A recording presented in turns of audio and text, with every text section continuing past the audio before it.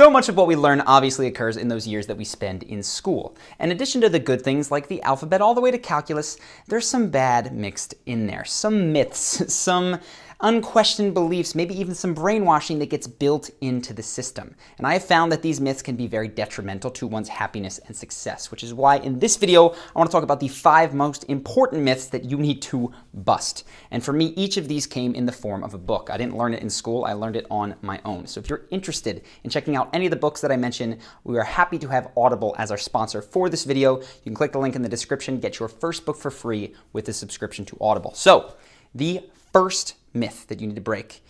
I think this one's built into school. It's the idea that what you really need in life, at least in school, are credentials, a diploma, a degree, right? That is what you're aiming for. That's often what schools sell. And the truth of the world is that what you really need are skills. What you need is the ability to produce results and to point to a track record. My favorite story about this comes from The Prosperous Coach. This is what kind of broke this mindset for me. It's what allowed me to talk about charisma in the first place when I don't have a degree, because a lot of people ask me and I didn't know what to say. I got this. In this story that he tells, this guy is going to do coaching for a business. He's one of those guys, comes in, helps him switch up some organizational things and make more money. And he's competing for a spot. So he gets in there, sits down with the CEO. CEO says, okay, show me your pitch deck. The guy says, I don't have a pitch deck. I don't do pitch decks. CEO says, okay, so what are your credentials? He says, well, let me see. Years of alcoholism, a divorce, and bankruptcy. And the guy goes, why would we hire you?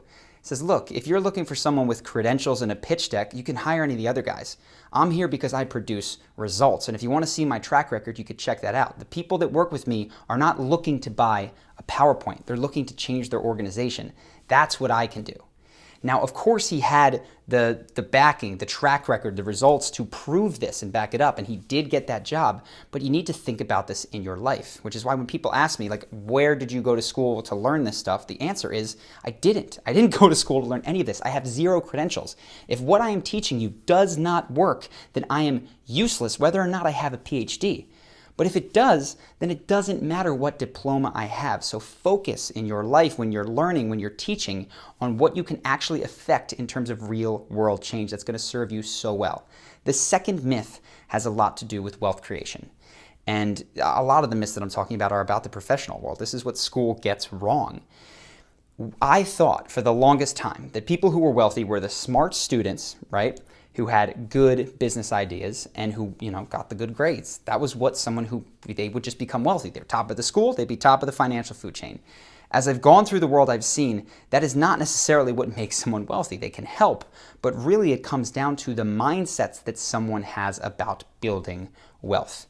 And the problem here is that the mindsets that almost every individual that I have ever met has about wealth are the ones that they inherited from their family and their community. And that means that if they grew up in a lower class place, and I don't mean this in terms of culture, I just mean financially, the mindsets that they have around money are those lower class mindsets. I grew up in a middle class household. What I was preached and what I started doing for the first part of my life was excellent grades, go to a great school, get a great job, save 10% every single month, max out your 401k. Wait till you're 65 for the miracle of compound interest to kick in and you will have millions of dollars. And that's fine. I have no criticism of that plan. But if you think, hey, it might be fun to be a little bit wealthier sooner, and I don't want to wait 40 years for the compound interest to really start to earn for me, people who have made wealth in shorter periods of time have very different mindsets. The people who sold the book talking about the value of compound interest, that's not how they got their money. They got it from selling the book, from doing something at scale. So if you want to consider these mindsets, and they will be very frustrating to you as you read them. I didn't like them when I started because they didn't jive with my world. I highly recommend checking out The Millionaire Fastlane. This was an incredible book. Again, you can check it out on Audible in the description below. But this is, if wealth is your thing, I would start here. I also have to say, the third point is to round this out. Money matters up to a certain point. When you're moving from poor to middle class, money is incredible. Studies repeatedly have shown that that's one of the #1 things you can do to improve your happiness. When you talk about $75,000-ish a year and beyond, earning more won't make you happy. And this completely shifted how I thought about business. I was still interested in creating free time, but I didn't have to push as hard after that because I knew it wasn't going to make me happy. But this isn't the only point. The real myth here is that we know and society is telling us to orient ourselves towards the things that will make us happy. And the truth is, oftentimes, our teachers, the commercials, our families, they push us towards a lot of things that do not make people happy. And we know it as a culture, as a science, but we still move towards it anyway. And so for me, stumbling on happiness was huge for busting some of these myths.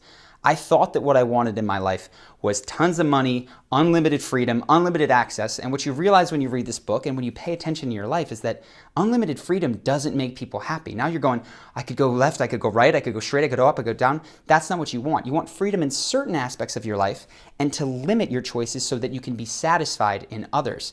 There's a lot of things like that in this. I highly recommend checking it out if you want to start moving towards things that genuinely make people happy and stop doing those things that you've just been told to do your whole life. So this has been big for my decision making. The fourth thing, again, this is all sort of rounding itself out. There's a belief that I had that 20s were the best time to grind. Right? You're fresh, you're hungry, you're young, you're going to get in there, you're going to make a killing. And if you do have a dream, right, do it in your 30s. You'll have saved some money if you want to start a business, and you can have fun on the weekends and when you retire at 65. The book that absolutely shattered this for me was The 4-Hour Workweek. And it says, look, yes, a lot of people in their 20s do not have money. I was absolutely one of them coming out of college with $100,000 in debt. But the truth is, you actually will probably never have fewer obligations than you have in that time period.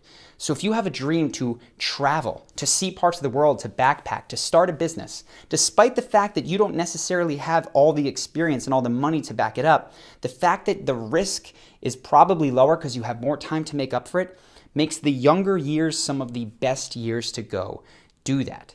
Right? If your plan, like mine, was to wait till you knew a bunch to start a business, you're oftentimes kidding yourself. You get the golden handcuffs, you don't break out. So reading The 4-Hour Workweek changed my life. I mean, I had a suit and tie job, and when I recognized this, that I was just going to lateral up in a company for the rest of my life till I retired, I quit, I moved to Brazil. It was a whole difficult story, but because I was young, I was able to sleep on the floor, right? I was able to not have a crick in my back that was terrible when I woke up in the morning. I was sprightly, and I was able to make it work. A longer story there, but there's so many mindsets that make truly The 4-Hour Workweek the best book I have ever read, the one that I recommend the most. And if you're considering any of these, check this one out. It is mind-bending, even if you don't start your own business. The fifth mindset. This is one that actually got Charisma on Command going. And it's the belief that I think a lot of us have is that artists are born, number one, and that artists create art when they feel inspired. And what I found in my own life, whether your art is dance, whether it's music or writing or painting or poetry or just any other sort of creative thing, web design that you could potentially do to earn a living and love what you do, art is a blue-collar job. Now, don't get me wrong, there's nothing wrong with having a hobby of painting and not trying to earn any money off it and not necessarily trying to push your skills to the next level. But if you fancy yourself a potential writer, someone who could do something that they truly enjoy, you need to actually start treating that as a discipline. That means you clock in and you clock out. You put in hours. You have to produce a certain number of words. You got to make a certain number of paintings. And you got to get the garbage out of you. And it doesn't always feel good. You don't feel inspired when you sit down every single time.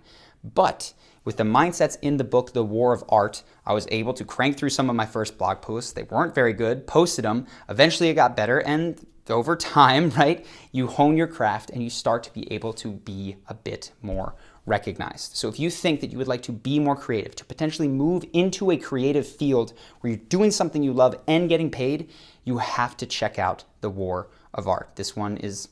It made me post my first blog post, right? This is why Charisma on Command became a thing. So I hope that you guys have found these mindsets very, very helpful. If you are interested in any of the books that I mentioned, I'm going to write a lot more books that have changed my life. These are my curriculum for living a good life. Truly, and I did the math, many of these are worth their weight in gold. Not kidding. And you don't have to pay that. The first one comes free if you want it on audiobook.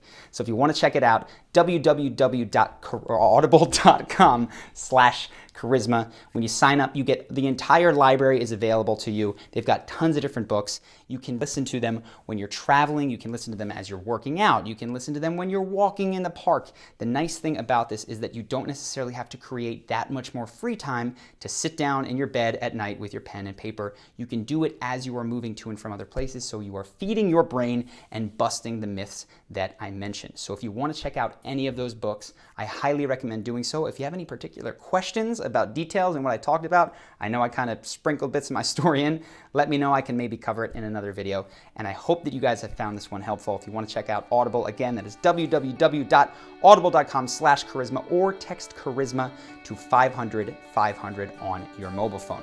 Hope that you guys found this one helpful, and I look forward to seeing you in the next video.